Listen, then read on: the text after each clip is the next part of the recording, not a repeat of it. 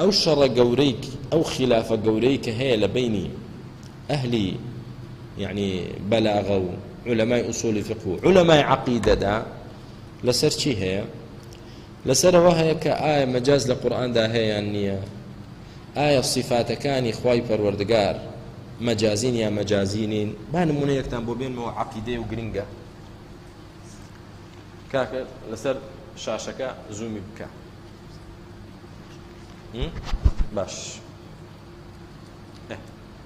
دیقەت بدەنە چی حەدیثێک پیغمبری خوا علیه الصلاة والسلام دفرمي ينزل ربنا تبارك وتعالى إلى السماء الدنيا إلى السماء الدنيا متى؟ حين يبقى الثلث أو مبزن جاره فيقول هل من مستغفر فأغفر له وهل من سائل فأعطيه وهل من داع فأستجيب له كاكية سيري كيف كان سيري أم حديثك يكم ين ضل ينزل ربنا چه داده بزه ربنا تبارك وتعالى همو شوك بشي سيمي أخيري شو پروردگار داده بزه تا اسماني دنیا ده فرميت چه داوای لێبوردنم لێ دەکا لێی ببورم چه داوای شتێکم لێ دەکا پێی ببەخشم چێ لێم دەپارێتە وەڵامی بدەمەوە باش علەمای ئەهلی سونە دەڵێن ئەم دابەزینە یاخود ئەم ئیسنادە مەجاز نییە پەروەردگار خۆی دادەبەزێ علەمای ئەشاعیری ماتوریدی سۆفی هەر هەمووی دەڵێن چی نەخێر دەڵێن یەنزیل چی مەلەکو مالك ياخذ أمر ياخذ رحمة ربنا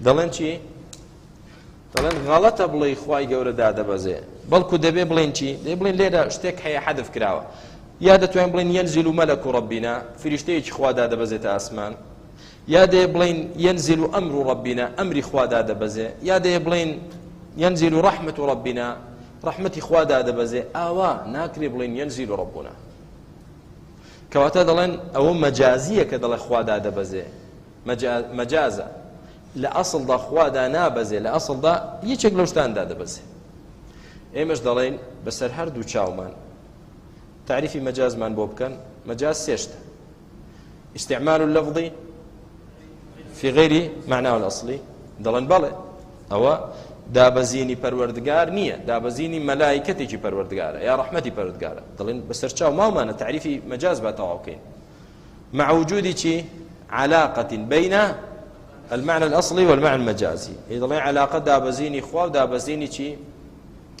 أمري خوا دلن أمري خوا دابزي دلن توابك مع قرينة مانعة من إرادة المعنى الأصلي دبي قرينيك هبه دليلك هبه نشانيك هبه سالير النشانيك هبو ريلي قرتين بلين أسد بوشي بكاراتوا معنى أصلي بكاراتوا قرينها يانية أجر قرينة نبيت يا قرينة بعكس وهبت أو ضلينا سالير مادام في الغابة هي أو كوادا إلا معنى أصلك أي على المنبر هيك كواتا معنى مجازيك ونية دلين بسر چاو اگر لو حديثة دا قرينيك هبه وابكا ينزل ربنا بو ربنا بكار نيت بو ملائكة يجي بكار به مشتوا دلين تاو بلام اي دلين چيك لحديثة كدا سيچوار قرينة هبه لسر اوي كماناك اصلية نق مجازية دلين چون دلين سيديك جاري ينزل ربنا تبارك وتعالى خوي فرمويتي ربنا لو قرأ فيقول دفرميت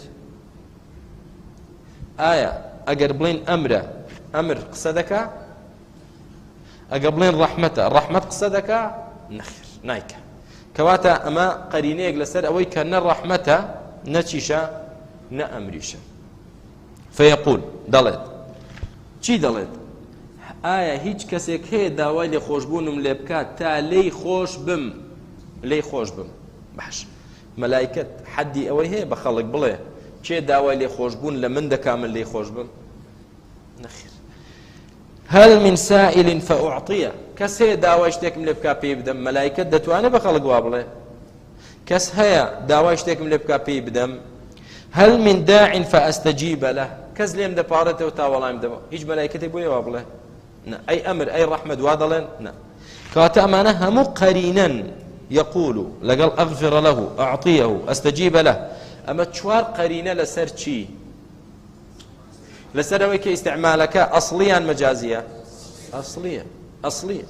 چکە بڵێ وەڵام مەلایکەتێک دێتە خوارێ، مەلایکەت چۆن دەتوانێت بە خەڵک بڵێ داوا لە من بکەم لێتان خۆش دەبم و داوا لێ خۆش بکە لێتا خۆش دەم و لێم پاڕێنە وەڵامتان دەم و دەبێت. کەواتە بەڵێ دەڵێن مەجاز هەیە، بەڵام مەجاز مەرجی خۆی هەیە. مەرجەکەی چییە؟